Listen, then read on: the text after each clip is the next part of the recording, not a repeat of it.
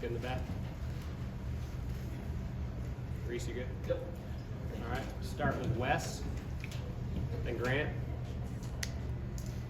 Rick, y'all played some games like that the past couple of years, come up on the short end of them. Is it nice to win one despite there being some obvious issues? Is it nice to win one of those?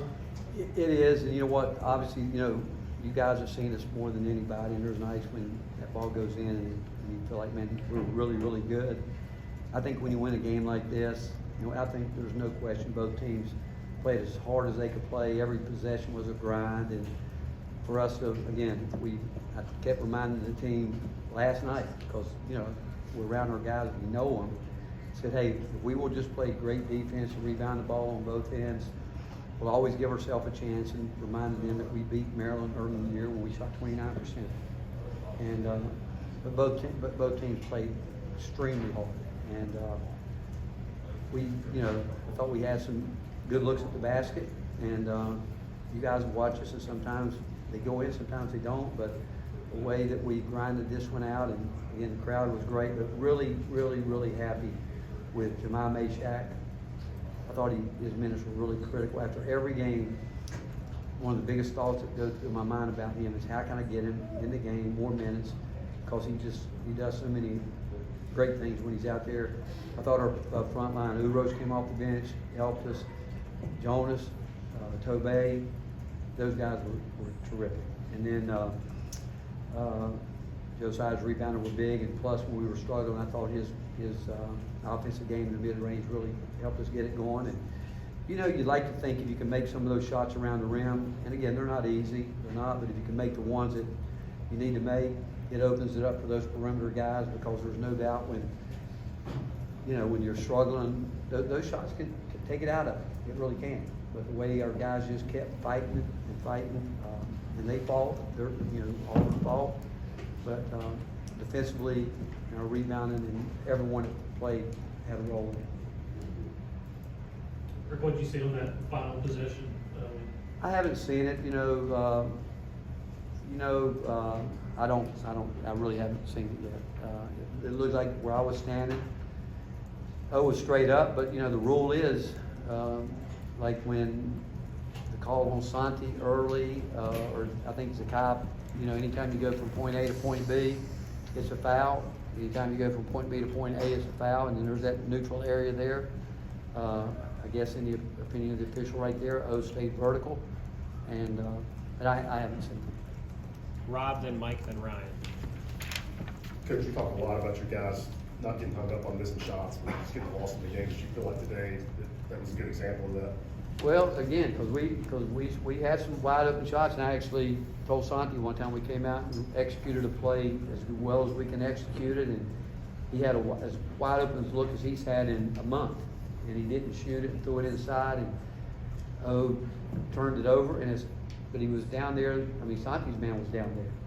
That's what we've got to get out of. We've got to continue to take our shots, whether they're going in or not. Trust our court balance. Trust the fact that we've got guys that we're going to make the effort to go try to rebound it. But we've got to take open shots.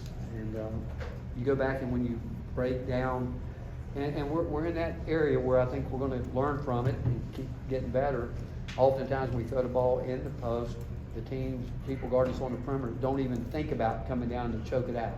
Just letting those guys play down there. And we do need our post guys to deliver some of those baskets to make teams adjust to it. And then what happens if players sense it, coaches sense it, when guys are open or not shooting the ball, then the defense say, okay, we're going to really back up and force you into doing that. So there's a lot of things going on within a game that players have to work through, coaches have to work through. But again, it's February. You look around the country, there's a lot of teams that struggle this time of year, especially in conference play, because you know each other so well. And baskets are hard to come by, but I'm sure Bruce will look at his tape and think, hey, we got the shot we wanted, we didn't make it. We'll certainly do the same thing. It's a player's game, always has been, always will be, and we just got to continue to try to improve on the things that we need to improve on. Rick, you referenced Tobey and Jemai. What were the things that you got out of them today that were so significant? Just their effort, their competitive spirit. I mean, they come in the game, they're flying around. just their pursuit of the basketball. And then defensively, again, Tobey is getting better and better on the perimeter, learning how to guard. Offensively, you know, some of those passes that go in there are tough to handle in traffic, but he'll get better with that. But just the tenacity to go rebound the basketball, and both of them bring a sense of physicality. And in a game like this, if you're not playing, I think Bruce will probably say the same thing, if you're not locked in on the defensive end, it's not a game for you. Because both teams were being physical and working hard on that end. You just touched on it a little bit, but how would you describe the physicality in this game? I think that's what you expect this time of year. I do. I think you expect it within our league. I don't think there's a more physical league in the country than this league. And especially with coaches that have coached against each other for a while, you know, there's not a lot of secrets, you know. I mean, coaches are always going to try to get guys going and hope you can. If not, you got to move on to somewhere else. But it's hard fought. It really was. I thought after we didn't start very well, obviously, because I think O missed 4 or 5 straight shots in there, and I give it to his teammates because you know what, the one thing they said, they wanted to be able to play inside out. They didn't get frustrated with it. They showed confidence and they threw the ball back in there with it. And then after that first 10 points, we really our defense was good, and we just, you know, that's who we are. And like both of them, I think both coaches will love to see us score points, but both teams have struggled at times this year, like a lot of other teams in this league, to score baskets. Coach, in a game where every possession matters, to have a guy like Josiah, a veteran guy, go out there and get 14 rebounds, just what does that do for the rest of the team? And knowing every possession matters and got to get those second chances. Well, it's what we talk about as much as anything about how can you impact winning when you're not shooting the ball well. You can always impact it on the defensive end. You can always impact it by rebounding the ball the way he does. You can impact it by getting second shots, and that's what he does. You know, and again, I thought when we were like throughout the whole game, I mean, some of his mid-range plays were huge plays where I thought he went inside and jumped up and made a couple of shots, and it certainly kept us in the game. But it was with his experience, we expect him to find a way to impact winning, which he does obviously most of the time. Broom had 6 quick points and had 5 the rest of the 35 minutes. I guess just what changed defensively for you all to kind of slow him down after a fast start? Well, I like to think the fact that we kept throwing bodies in there, you know, and he's a really good player, you know, he really is. He can do some stuff around the rim to score the ball, but I think the bigger lineup was more effective today. You know, length in there was important. I think this is the first time all year that at one time we had Josiah out there with Julian in a bigger lineup. But overall, when I think about our post defense and our length, I mean, it's hard to score around the rim. It's hard on, I mean, they got a shot blocker, they got guys that can play above the rim, and but I do think, I mean, both teams were trying to get it close to the basket to get fouled or try to score because it seemed like any team could make a shot from the perimeter throughout the game. And I'm proud of our post guys because it's not an easy team to defend. Kind of going off that back here, Coach, back here. After the Florida game, you said that your post players have to do a better job of cutting off angles when they played Colin Castleton. How did you feel they did that against Broome tonight? I thought that we were much more locked in with our post guys defensively there. I thought that, you know, Tennessee started coming in, but like we knew how we wanted to play Colin Castleton, and we didn't do it. And we were too undisciplined reaching. I don't think we reached tonight in the post very much. I thought we stayed down for the most part. Not perfect by any stretch of the imagination, but again, our post guys had their work cut out for them tonight, and they battled.